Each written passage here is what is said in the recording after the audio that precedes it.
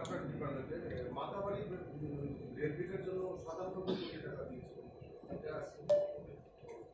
এটা আমাদের বিশাল অ্যাচিভমেন্ট আমি বলবো। আমি প্রায়ই আপনাদেরকে বলি যে আমাদের মাননীয় প্রধানমন্ত্রী, আমাদের রাজ্যের মাননীয় মুখ্যমন্ত্রী এবং আমি পর্যটন দপ্তরের মন্ত্রী হিসেবে এটা একটা স্বপ্ন যে আমি 2 বছরের মধ্যে রাজ্যের পর্যটনটাকে এটা অন্য মাত্রায় নিয়ে যাওয়ার চেষ্টা আমরা করব এবং সে দিশায় একটা লং টার্ম পার্সপেক্টিভ নিয়ে সুদূর প্রসারী একটা পরিকল্পনা নিয়ে আমরা এগিয়ে যাচ্ছি। এতে করে বিগত দিনে অনেকবার আপনারা সাংবাদিক বন্ধুরা যারা আছেন তাদেরকে আমরা বলেছি কোথায় কত কোটি টাকার ইনভেস্টমেন্ট আমাদের হচ্ছে বা কাজ হচ্ছে। Already work is in progress রাজ্যের বিভিন্ন প্রান্তে। শক্তিপীঠের যে প্রজেক্ট সেটা আপনি জানেন যে একবার আলোচনা হয়েছিল আমাদের সরকার আসার পরে, কিন্তু সেটা সামনের দিকে এগিয়ে এবং পরবর্তী সময় 2023 সালে সরকার গঠনের পর পর্যটন দপ্তরও আমার কাছে দেওয়া হয়েছে। আমরা কথা বলেছি কেন্দ্রীয় সরকারের সঙ্গে, কথা বলে বন্দোয়ারের যে ল্যান্ডটা, যে জায়গাটা রয়েছে সেই জায়গাটাও ট্যুরিজমের নামে আনা হয়েছে। ট্যুরিজমের নামে এনে দিল্লিতে কথা বলে রিপিটেডলি আমরা আধিকারিকরা বসে রিভিউ মিটিং করে আমাদেরকে তারপর বলা হলো, আমাদের ইচ্ছা দিয়ে ঠিক আছে তোমরা কনসেপ্ট নোট পাঠাও। কনসেপ্ট নোট যখন আমরা পাঠালাম তারপর আমাদেরকে বলা হলো যে টোটাল কনসেপ্ট নোট পাঠাও। তারপর একটা ভিডিও কনফারেন্স হলো কেন্দ্রীয় মন্ত্রী গজেন্দ্র সিং জি শেখাওয়াত, আমাদের ট্যুরিজম মিনিস্টার, ওনার সেক্রেটারি, অন্যান্য আধিকারিকদের সঙ্গে এবং এই ভিসিতে আমিও ছিলাম ত্রিপুরা থেকে আগরতলা। আমি রিকোয়েস্ট করলাম government of India iconic project হিসাবে প্রায় প্রথম সিদ্ধান্ত হয়েছিল 2000 কোটি টাকার প্যাকেজ দেবে সারা ভারতবর্ষের বিভিন্ন রাজ্যকে। তারপর সেই টাকাটা বাড়ানো হয়, বাড়িয়ে আমাদেরকে বলা হলো যে তোমরা 3টা project Pathao in order of preference. তোমরা 3টা প্রজেক্ট পাঠাও এবং 15ই অক্টোবরের মধ্যে অবশ্যই ডিপিআর জমা দিতে হবে। যেদিন আমাদের ভিসি হলো সেদিন ছিল 9 তারিখ, আমার মনে আছে 9 তারিখ কি 10 তারিখ। বলছে যে 15ই অক্টোবরের মধ্যে, পুজোর আগে, পুজোর প্রাককালে, পুজোর ঠিক 2-3 দিন আগে 15ই অক্টোবরের মধ্যে অবশ্যই ডিপিআর জমা দিতে হবে যদি প্রজেক্ট পেতে না। সঙ্গে সঙ্গে আমি সেদিন সেক্রেটারি ট্যুরিজম, ডাইরেক্টর ট্যুরিজম সবাইকে, ইঞ্জিনিয়ারদেরকে নিয়ে বসে আমরা খুব তড়িঘড়ি করে ডিপিআর বানিয়েছি। একটা ডিপিআর আপনি জানেন তৈরি করতে কয়েক মাস লেগে যায়। আমরা 1 সপ্তাহের মধ্যে ডিপিআর বানিয়েছি। ডিপিআর বানিয়ে 100 কোটি টাকার প্রজেক্টের প্রপোজাল আমরা পাঠিয়েছি দিল্লিতে। নির্মহলকে নিয়ে 75 কোটি টাকার একটা প্রপোজাল আমরা পাঠিয়েছি দিল্লিতে। আরেকটা প্রপোজাল, 3টে প্রপোজাল আমরা পাঠিয়েছি। 1 নম্বরে আমরা আমাদের যে শক্তিপীঠ যেটা স্যাংশন পেয়েছে সেটা প্রপোজাল রেখেছিলাম এবং কেন্দ্রীয় সরকার ট্যুরিজম দপ্তর, আমি ধন্যবাদ জানাবো মাননীয় গজেন্দ্র সিং শেখাওয়াত জিকে, যিনি পর্যটন এবং কালচার ডিপার্টমেন্টের মিনিস্টার। উনি তাতে সম্মতি দিয়েছেন এবং আমার সঙ্গেও গত পরশুদিন গুয়াহাটিতে দেখা হয়েছে, আমি কথা বলেছি এবং সেদিনই উনি আমাকে বলেছেন যে we have decided to give approval, আমরা স্যাংশন, এবং কালকেই অর্ডারটা চলে এসছে। তো এটা আগামী দিনে আমি বলবো যে মন্দির নগরী মাতার বাড়ি আমাদের রয়েছে উদয়পুর, তার পাশে শক্তিপীঠটা যে তৈরি হবে, আপনারা বন্দোয়ারে ভিজিট করবেন। আমরা কয়েকদিন আগে ভিজিট করে এসেছি জায়গাটা। অমরপুরের রাস্তাটা যে যায়, পলিটেকনিক একটা রয়েছে সামনে গিয়ে, তার ঠিক অপোজিটে এই রাস্তা মানে জায়গাটা আমরা ইয়ারমার্ক করেছি। সেখানে আগামী বছর 2-এর মধ্যে আমরা আশা করি সেটাকে তৈরি করতে পারবো এবং মানুষের জন্য পর্যটনের ক্ষেত্রে একটা নতুন অধ্যায় আমরা খুলতে পারবো। যে স্পিরিচুয়াল ট্যুরিজম, সেই মাতাবাড়ি রয়েছে আমাদের সঙ্গে, এটা কারণ 51 শক্তিপীঠ আমার নয় শুধু, এখানে আপনাদের কারোরই জীবদ্দশায় 51 শক্তিপীঠ ভ্রমণ করা সম্ভব হবে বলে আমি মনে করি। তো সেটা রেপ্লিকা কি হতে পারে সেই শক্তিপীঠটা আমরা সেখানে প্রদর্শন করব। তার বাইরে সেখানে অন্যান্য অ্যারেঞ্জমেন্ট থাকবে, থাকা খাওয়ার বন্দোবস্ত থাকবে। তো সেই বিষয়টা আমরা করতে চাইছি। তো আমি আশা করব যে আগামী দিনে মোদীজির নেতৃত্বে আমাদের রাজ্যকে ডাবল ইঞ্জিনের যে সুফল আমরা প্রদান পাচ্ছি এবং খুব শীঘ্রই আমাকে উনি 4 তারিখ দিল্লি ডেকেছেন যাওয়ার জন্য শেখাবাচ্ছি। আমরা স্বদেশ দর্শন নিয়ে আলোচনা করবো, সেখান থেকে আমরা কয়েকশো কোটি টাকা আশা করছি ট্যুরিজমের জন্য। তো আমি আগেও বলেছি যে আগামী দিনে ত্রিপুরা পর্যটনে আমরা একটা নতুন অধ্যায় তৈরি করব বছর 2-1-এর মধ্যে, যাতে করে আমরা ভারতবর্ষের অন্যান্য রাজ্যের সঙ্গে পাল্লা দিয়ে পর্যটনকে একটা বিশ্বের দরবারে পৌঁছে দিতে পারি।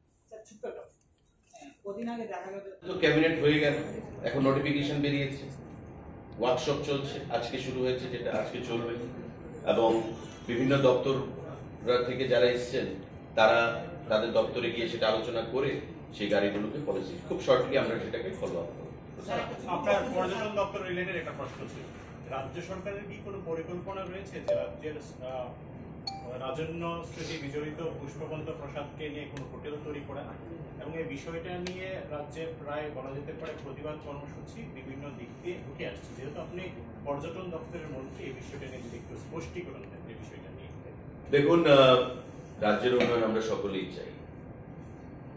রাজন্য বিজড়িত যে পুষ্পবন্ত প্যালেসের কথা আপনি বলছেন, সেটা যখন রাজন্য আমল ছিল তখন রাজাদের দখলে ছিল, তো আফটার দ্য মার্জার সেটা এখন গভর্নমেন্টের প্রপার্টি, গভর্নমেন্টের অ্যাসেট। এমন করে দেখতে গেলে তো এমন অনেক রাজন্য আমলের যে জিনিসগুলো রয়েছে তার মধ্যে ব্যবসা চলছে, বিয়ে বাড়ি বানানো হয়েছে, তাদের ব্যবসা চলছে। তো আমি কারোর সেন্টিমেন্টে আঘাত করতে চাই না।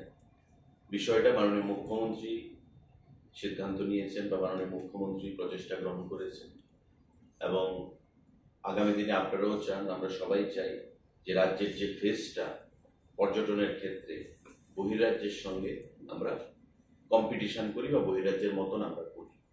তো সেটাকে মাথায় রেখে এখানে এখনো সিদ্ধান্ত কিছু হয়নি, আলোচনার পর্যায়ে রয়েছে, কিন্তু আমি সবাইকে আহ্বান জানাবো যে এটা বর্তমানে গভর্নমেন্ট অ্যাসেটের মধ্যে গভর্নমেন্ট যে কোনো ধরনের সিদ্ধান্ত গ্রহণ করতে পারে।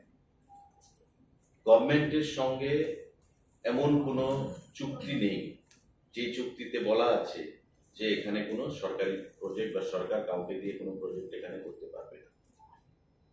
আমার যতটুকু নলেজ রান করে সেটা হচ্ছে যে আমাদের যে আগের যে বিধানসভা, মানে বর্তমান যে আমাদের প্যালেস, সেই প্যালেসকে মিউজিয়ামে পরিণত করার একটা প্রস্তাব ছিল, সেটা করা হয়েছে, মিউজিয়ামে কনভার্ট করা হয়েছে, এবং আমরা সেটাকে আরো কিভাবে শ্রীবৃদ্ধি ঘটানো যায় আগামী দিনে সেটা আমরা করব। রাজ্যের উন্নতিতে, রাজ্যের সামনের দিকে পর্যটনের ক্ষেত্রে বা সমস্ত দিক থেকে এগিয়ে নিয়ে যাওয়ার জন্য সকলের সহযোগিতাই আমরা কামনা করি। তো স্বাভাবিকভাবেই রাজ্য সরকার যদি কোনো সিদ্ধান্ত নিতে চায় সে বিষয়ে আমি মনে করি প্রত্যেক অংশের মানুষকে এটা বাধা বিপত্তি না করে সেটাতে এগিয়ে আসা উচিত, এতে করে আমাদের রাজ্যের নাম সুনাম বৃদ্ধি পাবে। স্যার, সরকারের শরিক দলের তরফ থেকে এই ব্যাপারে বিরোধিতা এসেছে না, সেটা আমরাও দেখেছি, আপনারাও দেখেছেন, সেই বিষয়েই প্রশ্নটা এসেছে। এই ব্যাপারেই বলছি যে সরকার সরকারি জায়গাতে করতে পারে বলে আপনি এক্ষুনি বললেন। না, আমি এই কথা বলিনি। সরকারি জায়গাতে সরকার, বর্তমানে বলছি যে জায়গাটার কথা বলা হচ্ছে, it is now government property, আমি সে কথা বলি। সেটাই গভর্নমেন্ট প্রপার্টি হিসেবে সরকার কাকে লিজ দেবে বা সরকার, অনেকে বলছে যে আমাদের সঙ্গে আলোচনা করা হয়নি, এখন তো এখন এটা প্রাইভেট প্রপার্টি হলে সেটা অন্য জায়গায় মাত্রা পেত।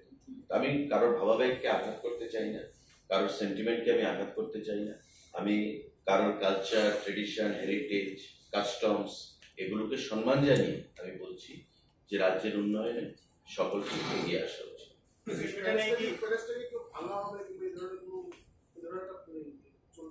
না, এমন কোনো প্রস্তাব নেই। আপনি সাংবাদিক বন্ধু, আপনি এখান থেকে যাওয়ার আগ পর সময় আপনি গিয়ে দেখে যাবেন, এটা রেট্রোফিটিং এর কাজ চলছে।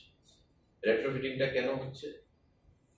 রেট্রোফিটিংটা হচ্ছে এটা যে মানে ডিলাপিটেটেড কন্ডিশন, আর্থকুয়েকের সেখানে অনেক আগে তৈরি, আর্থকুয়েকের সেখানে মানে যখন হয়, আপনারা জানেন যে এটা রাজভবন ছিল, রাজ্যপাল থাকতেন, এবং অনেক রাজ্যপাল এখানে থাকার সময় যখন আর্থকুয়েক হতো ওনারা ভয় পেতেন, তাই সঙ্গে সঙ্গে আপনি পেছনের দিকে দেখবেন, পেছনের গেটের সঙ্গে আরেকটা বিল্ডিং করা হয়েছে। আমার মনে আছে একজন রাজ্যপাল ছিলেন ডিওয়াই পাটিল, উনি সেখান থেকে শিফট হয়ে ওই বিল্ডিং এ চলে গেছিলেন। ওনার ভয় ছিল যে আর্থকুইকে বিল্ডিং মানে শেকি নড়ে চড়ে।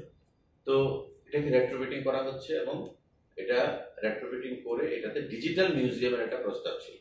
কিন্তু ডিজিটাল মিউজিয়াম, আর যেখানে অলরেডি একটা মিউজিয়াম আমাদের রয়েছে, আমাদের উজ্জন্ত প্যালেস, তো সেখানে ডিজিটাল মিউজিয়ামের কনসেপ্ট এখানে চলবে না।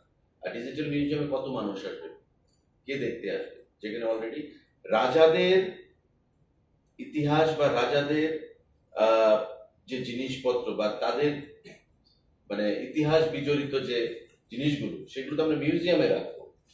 তো মিউজিয়ামে আমরা রাখছি, সেটাকে আমরা বিশালভাবে সেই মিউজিয়ামকে আমরা পরিচালনা করছি, আরো আগামী দিনে করব। তাই আপনাদের যেটা প্রশ্ন, যেটা ভাঙার যে কোনো পরিকল্পনা, ভাঙার কোনো পরিকল্পনা নেই, কারণ এটাই তো আমাদের মানে হেরিটেজ বিল্ডিং ফেস, এটাকে ভেঙে আমাদের কি লাভ হবে? যাই হোক, কারোর স্মৃতিতে, কারোর মানে সেন্টিমেন্টে, কারোর কালচার ট্রেডিশন, তাতে আমাদের আঘাত করার কোনো চিন্তা ভাবনা মানসিকতা নেই।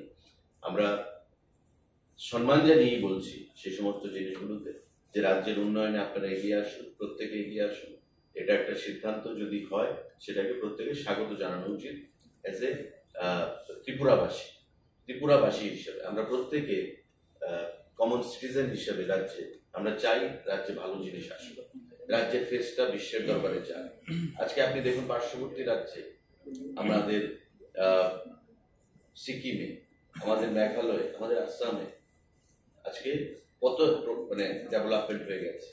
কিন্তু আমাদের কিছু বন্ধা রাজনীতি, বন্ধা চিন্তাধারা, আমরা কিছু একটা জিনিস থেকে, লিমিটেশন থেকে উপরে উঠতে পারি না। সেই জিনিসগুলো থেকে যদি আমরা উপরে উঠতে না পারি, তবে আমরা আগামী দিনে এগিয়ে যেতে পারবো না। আমি with all sincerity and respect to everyone, আমি আহ্বান জানাবো যে আপনারা রাজ্য সরকারের যে প্রচেষ্টা, সেটাকে স্বাগত জানান, সহযোগিতা করুন, যাতে আগামী দিনে রাজ্য সরকারের যে উন্নয়নের দিশায় কাজ করছে, সেটাতে আমরা সফলতা লাভ করতে পারি। এখনো আলোচনার পর্যায়ে রয়েছে, এমন কিছু ফাইনাল শেপ নেয়নি।